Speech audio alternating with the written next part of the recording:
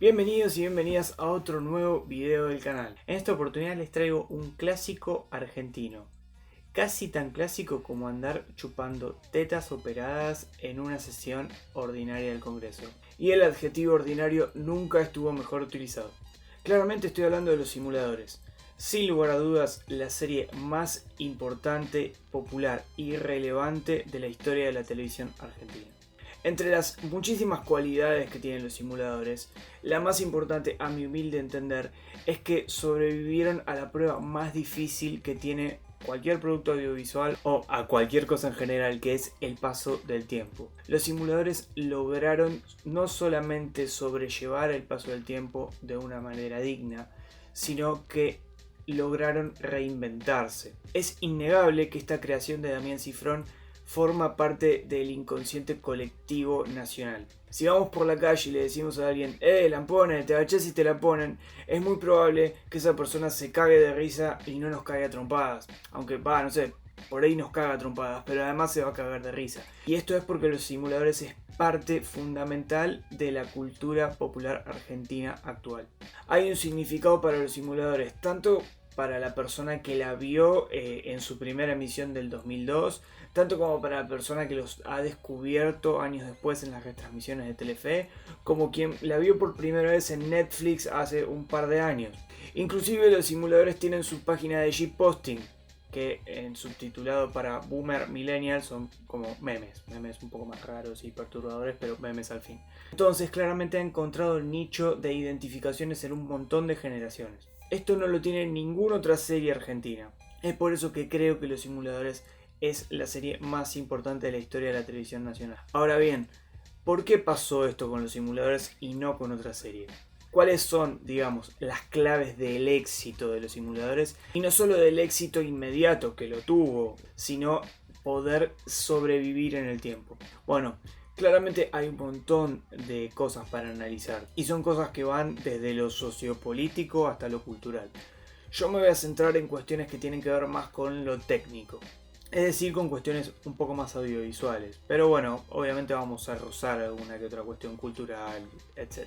Estas cosas que voy a decir no son la clave del éxito de Los Simuladores de manera indiscutible, pero sí nos puede ayudar a pensar el éxito de Los Simuladores, por lo menos desde el punto de vista audiovisual. Creo que el primer punto importante a tener en cuenta es la selección del género. Argentina es un país que históricamente se caracteriza por consumir el género policial, tanto en el cine como en las series.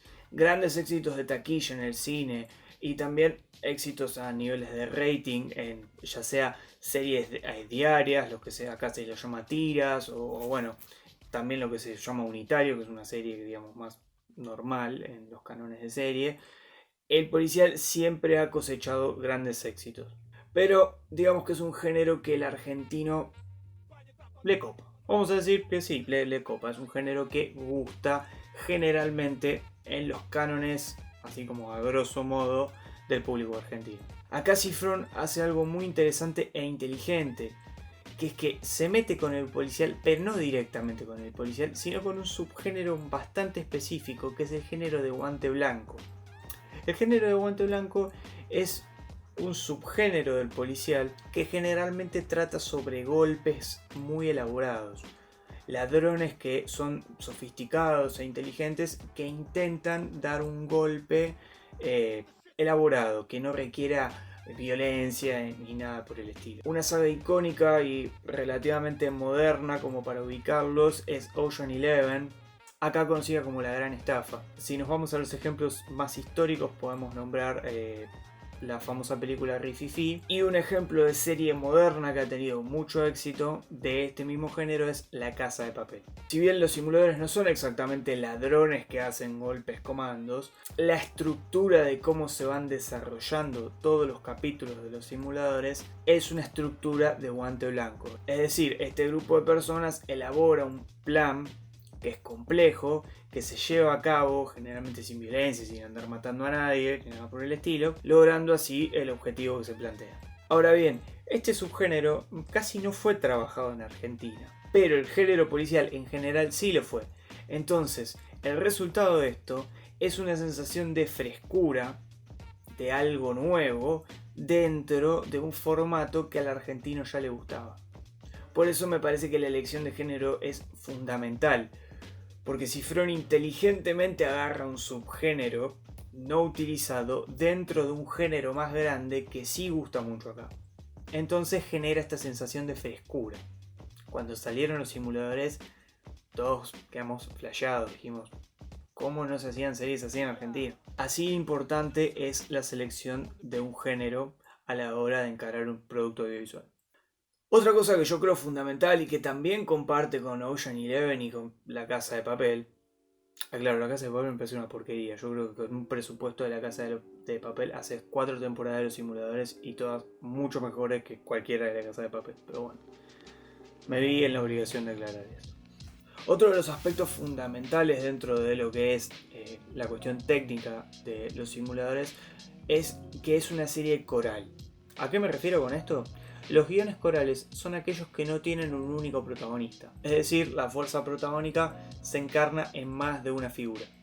Los simuladores son 4: Santos, Lampone, Ravenna y Medina. Ellos 4 son los protagonistas de esta serie. No es que hay uno que sea más importante que otro. O sea, podemos determinar que Santos es el líder, etc. Pero Santos no es el protagonista de la serie. Los 4 simuladores son los protagonistas de la serie. ¿Por qué es tan importante esto? Porque permite al espectador identificarse con 4 figuras completamente distintas, que aparte están construidas de una manera súper sólida. Cada uno de los simuladores cumple una tarea específica dentro del grupo. Esa tarea que cumplen dentro del grupo está respaldada por una personalidad súper marcada. Lampone es el duro, el práctico, Medina es el sensible, el observador, Ravenna es el desenvuelto, el extrovertido, el canchero, Santos es el cerebro. Sus personalidades, sus consumos, sus gustos, sus casas, su forma de vestirse, todo está en consonancia con la función que tienen estos personajes adentro de la serie. Por lo cual la identificación es fuertísima. Imagínense que es muy difícil que un protagonista abarque todos esos tipos de personalidades. A menos que sea un esquizofrénico, un desquiciado, no va a tener tantos matices de personalidad. Entonces lo que sucede con esto es que nosotros podemos elegir cuál de los protagonistas es nuestro favorito. El resultado de esto es que el espectro de identificación se amplía muchísimo más, porque claramente es mucho más fácil que yo me pueda sentir identificado con alguno de los 4 simuladores a que yo me sienta identificado por un protagonista que es una sola persona. Como les digo antes, a menos que sea un esquizofrénico que tenga múltiples personalidades, es difícil que abarque tanto. Entonces podemos hablar de nuestro simulador favorito y siempre vamos a estar hablando de personajes que son protagónicos. No es que agarramos un personaje de una subtrama o un malo o lo que sea, no. Nos identificamos con alguno de los protagonistas. Esto parece una tontería, pero justamente si pensamos en una serie como La Casa de Papel, o mismo si nos vamos a una serie mucho mejor como Game of Thrones, que tampoco tenía un protagonista, o sea, si bien Game of Thrones después decanta y tiene un protagonista en Jon Snow, o lo más parecido a un protagonista que es Jon Snow, y al principio por ahí era Ned Stark, en la gran mayoría de la serie no tenemos un protagonista. Entonces justamente había una amplitud para poder identificarnos con los personajes o las tramas que nos gustaran que era muy grande. Eso es uno de los beneficios de las series corales.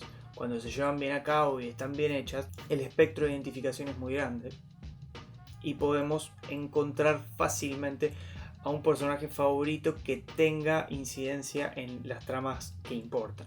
Bueno, esto está muy bien construido en los simuladores, es hiper sólido. Y además de que estaba hiper sólido, también comparte algo del primer aspecto que mencionaba. No se había visto demasiado en Argentina. Entonces ya hay 2 elementos novedosos. El tercer punto, y me parece que es el más fuerte a nivel técnico, es la solidez del guión. Claramente esto está relacionado con lo que estaba hablando anteriormente, pero yendo un poquito más al detalle, podemos ver que el guión adentro de los simuladores es el punto más importante de la serie. A nivel visual, inclusive, la serie tiene varias falencias importantes. Y ojo, esto no lo estoy diciendo como que opaca la serie, para nada. Es una serie que sobre todo en la primera temporada se ha hecho con poco presupuesto.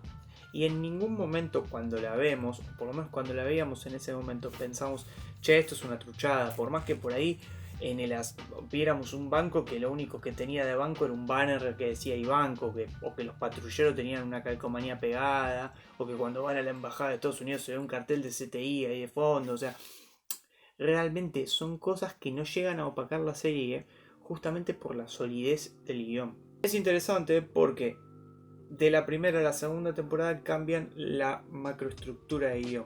En la primera temporada tenemos una serie de continuidad débil, es decir, no hace falta que veamos los capítulos en orden porque son series que tienen tramas que abren y cierran en ese capítulo y que no necesariamente están conectados con el capítulo siguiente.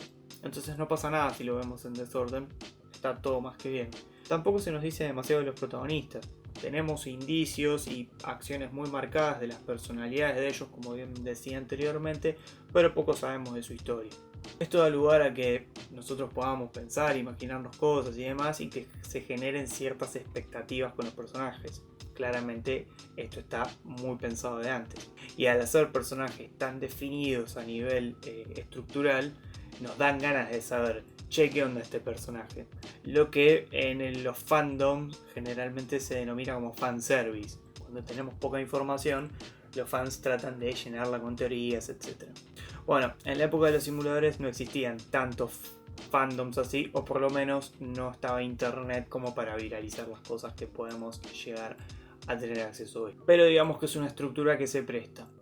La segunda temporada cambia esto, porque si bien los casos siguen siendo independientes, hay una subtrama, que es la subtrama de Milazzo, que sí tiene una continuidad. Entonces la serie pasa de tener una continuidad débil a una continuidad media.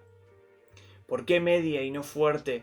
Porque no es una serie que tenga todas sus tramas conectadas como puede llegar a ser, no sé, Breaking Bad, por nombrar una, sino que solamente una de las tramas está conectada entre todos los capítulos de la serie, que es la trama de Milazzo, y el resto son casos autónomos como lo era en la primera temporada.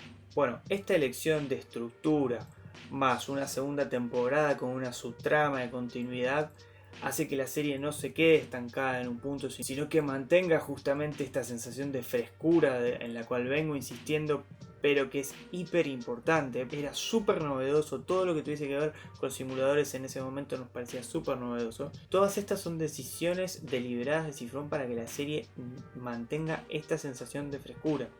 Y ya va a aparecer una propaganda de Sprite esto, pero es así, los simuladores eran esas publicidades en donde estabas tomando algo y decías, ah, qué bien. Bueno, no habíamos visto nada parecido. Y esto está apoyado en cuestiones técnicas como las que estoy señalando. Realmente el talento de Cifrón como guionista y el entendimiento de Cifrón del espectador argentino es realmente admirable. El tipo tiene muchísimos recursos, tanto como observador, como guionista y como director.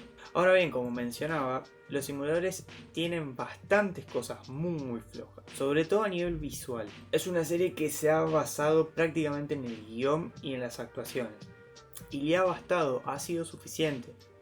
Pero si uno la ve con el paso del tiempo y sobre todo con la evolución que ha habido a nivel visual, digamos que los simuladores se queda bastante atrás.